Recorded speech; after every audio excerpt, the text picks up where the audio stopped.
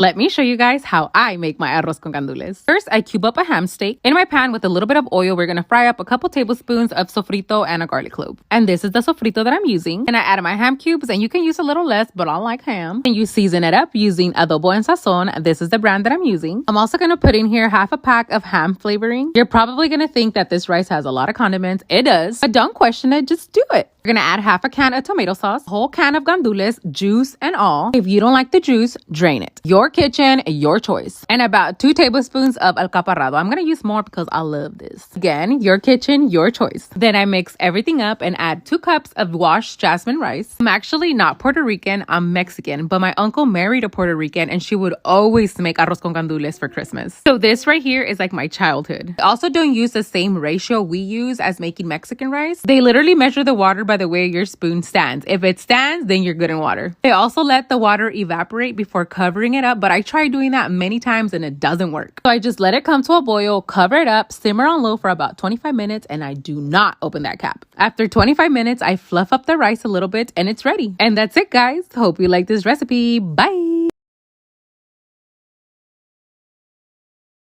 Packing lunch for my husband. So, in honor of the video that started this whole channel, this being my husband's last lunch of the year, I'm gonna recreate that famous video. Mind you, I was recording from a potato. It was my first freaking video, and my husband was holding the phone over my head. So, we're recreating that famous torta de barbacoa. I'm gonna butter up my buns, make sure they're nice and crispy, and on the top bun, we're going to add lots of guacamole. On the bottom one, we're going to add that barbacoa. I'm also gonna add some cheese. I stuck it in my air fryer just so it can get nice and melted. And I added some onion and cilantro, a little bit of cabbage, some jalapenos, and some queso fresco. I'm also going to add a little bit of habanero and ghost pepper sauce. Close it up, wrap it in some parchment paper, and then I cut it in half for him. That way he doesn't have to stuff his face with a big-ass torta at work. And that's what the torta looks like. For his fruit, I'm going to cut up some cucumber. And yes, guys, cucumber is a fruit. And I'm going to add a little bit of chamoy for dipping. I'm also going to wash and cut up some strawberries for him. And then I put it in a small little container. And just to let him know how much I love him, I'm also going to pack him a bag of pitos. Yeah, you heard correctly, a bag of pitos. Can't forget his note to let him know how much I love him. Then I pack everything up in his lunch pail with a couple more snacks,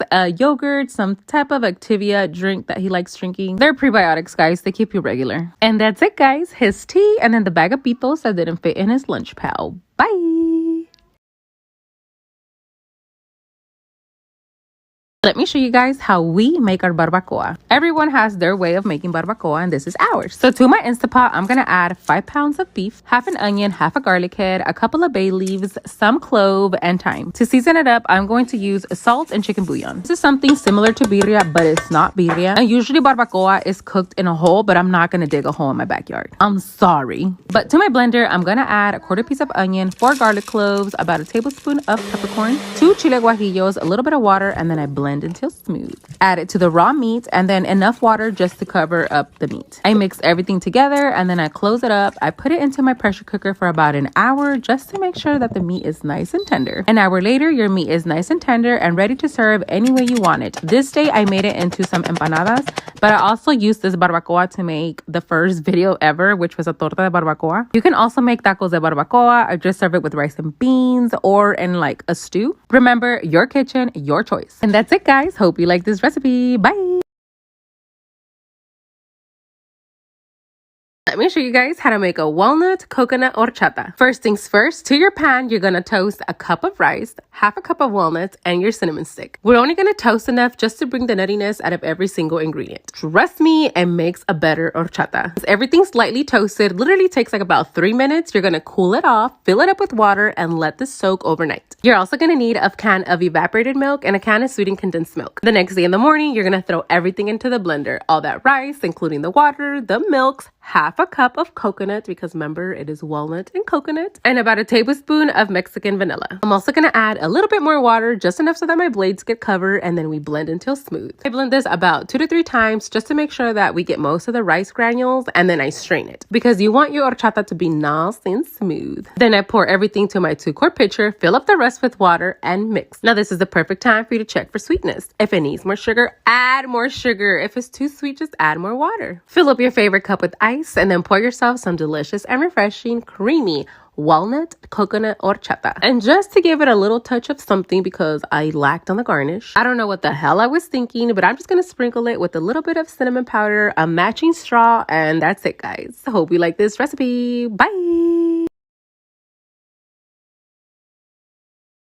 Let me show you guys a quick kitchen hack that's going to help you stretch out this marqueta de pollo so you can make more meals, saving more money. Now, it's not going to make more chicken, obviously, but it's going to look like you have more chicken, meaning you can feed more people. So we're going to grab our chicken breast and we're going to make thin chicken breast steaks. I had an uncle who was a chef at the Mandalay Bay in Las Vegas, and he would use one chicken breast to feed about 6 of us. And let me tell you, we can eat. Once you have your chicken steaks, you're going to thinly slice them. Not only is it going to look like you got more chicken, but now you get to cook your meals faster. You can also put them in Ziploc bags, stick them in the freezer, and thawing should be as quick as 1, 2, 3. Another one of my hacks is making lots of steamed rice. I can freeze the leftovers and you can make so many meals with the steamed rice. Just by editing this video, I can think about so many recipes to make with that chicken and that steamed rice. Now let me tell you, te va a sacar de apuros. Plus, rice is super cheap and filling. But anyways, with 2 chicken breasts, I was able to make pollo ranchero for 6 people. Hope you like these tips and recipes. Bye! Let me show you guys a quick dinner idea in under 20 minutes for less than $10. This is episode 1 of cheap but delicious meals. Here I have 2 chicken breasts and I'm gonna thinly slice these mother truckers because I want this meal to stretch all the way to my husband's lunch because I'm not planning on cooking again. And in order to make that happen, we're gonna need some potatoes. So I'm gonna thinly dice them, that way they cook fast because we're trying to make dinner under 20 minutes. Now we're gonna throw them in some oil, season them up because we don't want some bland potatoes. I'm using Sazon Total and Sazon for color, and then I let them get nice and crispy. Once they cook, I make a little well in the middle and then throw my chicken in there. Season that up also because we don't want some bland chicken. Salt and pepper is not gonna do it. You're gonna have to get you some nice seasonings. You don't need anything fancy. I use Sazon Total a lot, and it's probably about $5 for a big container. While the chicken is cooking, I'm gonna dice up some onions, jalapenos, garlic, and tomatoes. These are 4 things that you should always have in the fridge because they're gonna get you out of a lot of trouble. We're making some pollo ranchero or pollo a la mexicana. At this point, I did notice that the chicken was gonna need some more sauce, so I scrambled in my pantry, got some canned tomato, put a little bit in there, a little bit of water, chicken bouillon, cover it up, and let this cook for about 5 minutes, and it was ready. I'm gonna serve it with some white rice and some tortillas. That way they get full. And that's it, guys. Hope you like this recipe. Bye!